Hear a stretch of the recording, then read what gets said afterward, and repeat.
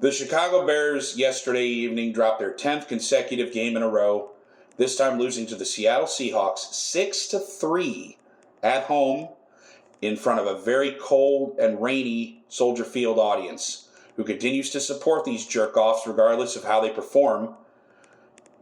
This team this season has been the most disappointing Bears team in recent memory, maybe ever, as me being a fan of this team.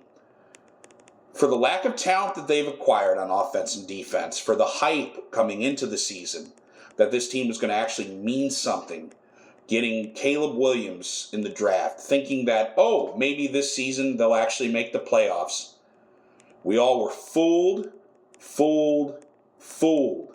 by the hype. Every single Bears fan actually believing that this team meant anything, was even a modicum of talented. We fell for it hook, line, and sinker.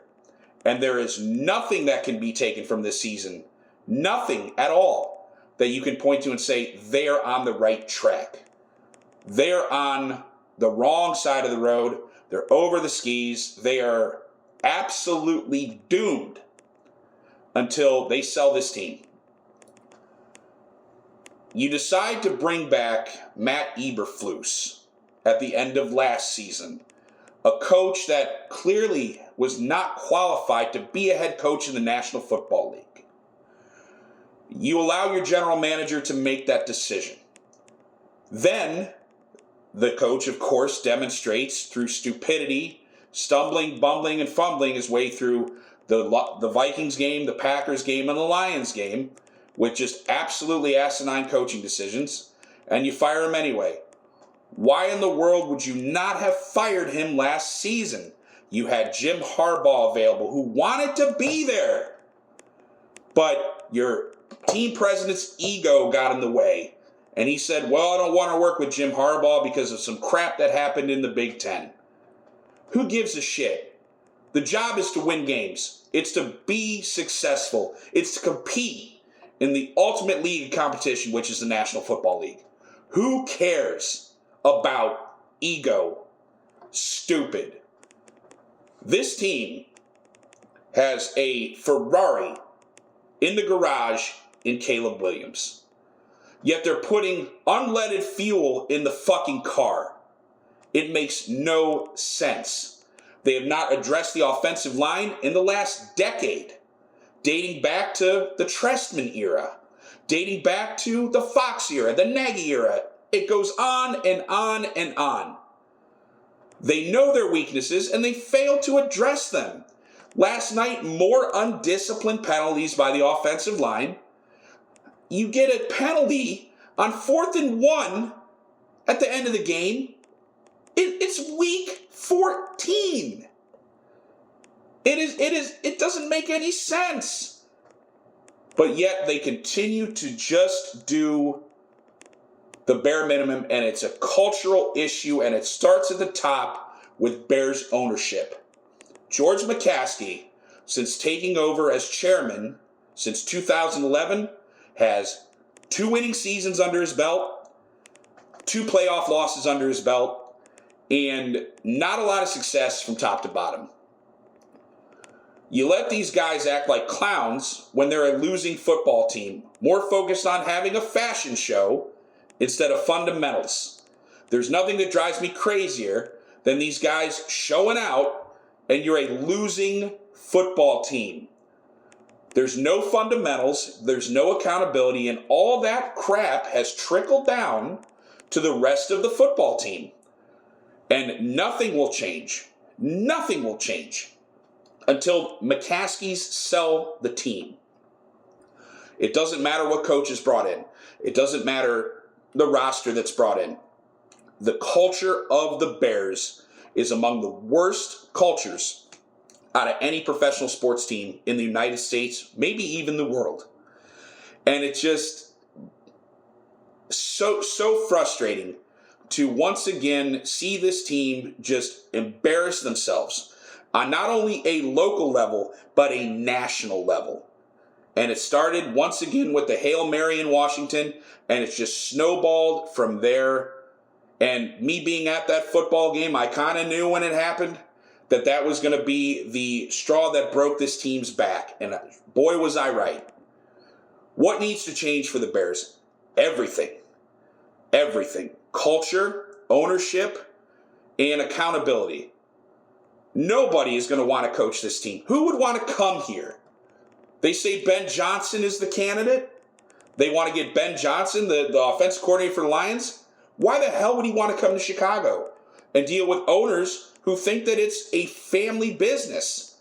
You're in the business of winning. This is NFL. Why would you want to work for people that thinks it's a family business? Why would you want to work for people that undermine you at every turn, force you to hire idiots? Which I think Ryan Poles was forced into doing by hiring Matt Eberflus. I'm sure it wasn't his first candidate. But Ryan Poles owns this as much as Matt Eberflus does, because he was supposed to shape the roster. And Ryan Poles has won 14 games and lost over 30 since he's taken over as general manager. By any measure of accountability, that is a failure. An absolute failure. They were riding high at the beginning of the season, and we all bought into it. But look at who they beat. They beat the Titans, who are god-awful. They beat the Panthers. They beat the Rams, who didn't have Puka Nacua or Cooper Kupp. And they beat the Jacksonville Jaguars in London. A London game. Cheerio. They haven't done shit since. And they're not going to do shit since. And it doesn't even matter anymore with this team. The best thing that the fans can do is not support these jerk-offs. Do not go to the games. Do not go to Soldier Field and spend your hard-earned money supporting these assholes. If you're going to support these assholes, do it either from the comfort of your own home or do it from the comfort of a bar stool. Because all this team does is make you drink and frustrate the shit out of you. There's no reason to go to Chicago and experience that. No reason. There is only one hope that I can look at with the Chicago Bears. It's that I believe for the first time in the history of the franchise, for the first time in the history of me being a fan of this team, they finally found the right quarterback in Caleb Williams. The kid has endured so much bullshit. Some of it's been rookie mistakes. I'm not going to absolve him of all of that. But when you get sacked over 60 times, and your line is a bunch of turnstiles and sieves that just let these guys right on by, yeah, you're going to hang on to the ball too long. Yeah, you're going to throw it when you shouldn't throw it. But the kid has talent, and whoever comes in here, you need somebody who's going to change the culture of the locker room and change the culture and mindset of this team. No more soft bullshit. None of these fashion shows. The coach that comes in, make all these guys wear a shirt and tie. We're wearing shirt and ties everywhere we go. We're not doing any of this yee bullshit, all these fashion stuff. You look professional, you act professional. And it also starts with general accountability. When you make mistakes, you own them. Tyreek Stevenson this year in the Washington game, taunting and watching the play unfold. Should have been cut the second that happened. Why bring him back at all? Why even go there? That shows the rest of the team that crap is okay. And you are only as strong as your weakest link. If your bad performers are allowed to continue to perform badly, the rest of the team says, well, if they can do it, why can't I do it? Same thing in business, same thing in friendships, same thing in relationships. If you tolerate it and let it continue, it will continue. I don't know who they have to bring in or can bring in. If I had a choice, I would bring in an offensive-minded coach and just get great people around him. If Ben Johnson is truly interested, get people around him that are a little bit more experienced and seasoned, focusing on the culture of the team. Mike Vrabel would make the most sense because he's tough and he knows how to lead a locker room and knows how to hold people accountable. But I don't know if he wants to come here. I don't know who wants to come here. Maybe Pete Carroll, but Pete Carroll's like 80 years old. It's going to be really tough. It's an arms race in the NFC North. You have the Vikings, who have Sam Darnold, who's had a career resurgence. You got the Lions, Jared Goff and Dan Campbell, who are not slowing down. They are going to be contenders for years to come. And then, of course, the Packers, who continue somehow, some way, to luck into franchise quarterbacks. Jordan Love, they struck gold again on Jordan Love. And they have the right coach for that team in Matt LaFleur. Ryan Poles, when he took over as general manager, said, "We are going to take the North and never give it back." Well, guess what? Ryan Poles is 2-13 against the NFC North since he took over as general manager. How's that working out for you? How about let's focus on winning a fucking game? How about let's focus on beating the Packers, something they haven't done in 5 years? And this game coming up, they're going to get mollywopped, dog walked, smoked, any adjective you can think of. They're going to get beat down. Stop supporting this team on a financial level. That's what the fans need to do. Stop buying the tickets. Stop buying the merchandise. Stop doing anything that's going to put money into the McCaskies' pockets. Because as long as you support them financially, they could care less about the product they're putting out on the field. And that, to me, is the most shameful thing. But in order for the Bears to be successful in 2025, 3 things need to happen. Number 1, they need to figure out what they're doing with Ryan Poles. Do you keep him or do you get rid of him? If I had a choice, I would get rid of him. He is just as much responsible for the failures of this team as Matt Eberflus and as everybody else.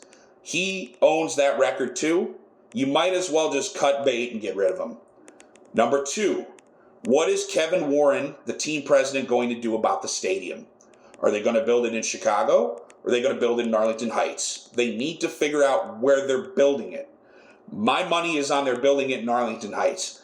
But if you do that, you have to make sure that the third thing happens. You get the right coach in the building to start reshaping the culture of this football team. Because you can build the nicest stadium in the world. If the team is dog shit, it doesn't matter. It doesn't matter. I live in Maryland. Am I going to fly out to Chicago, drive to Chicago to see this group of assholes compete? No. I'm going to stay at home and save my money, save my time, save my aggravation with this group. Because it's not worth it to continue to do that on any level whatsoever.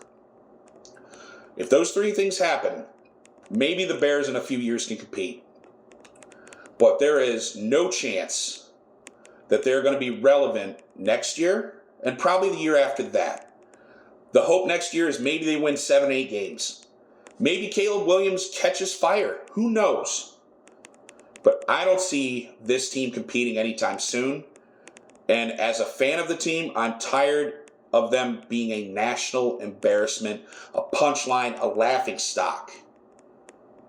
It gets no easier dealing with that. But let's see what happens. Let's see what they do. But maybe they sell the team when old Virginia dies. She's 101 years old. Well, she's running the team probably.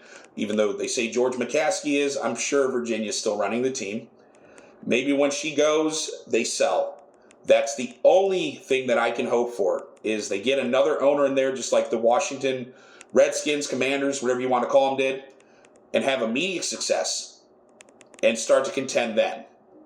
But until then, it's not going to be good for the Chicago Bears, and there is not a lot of hope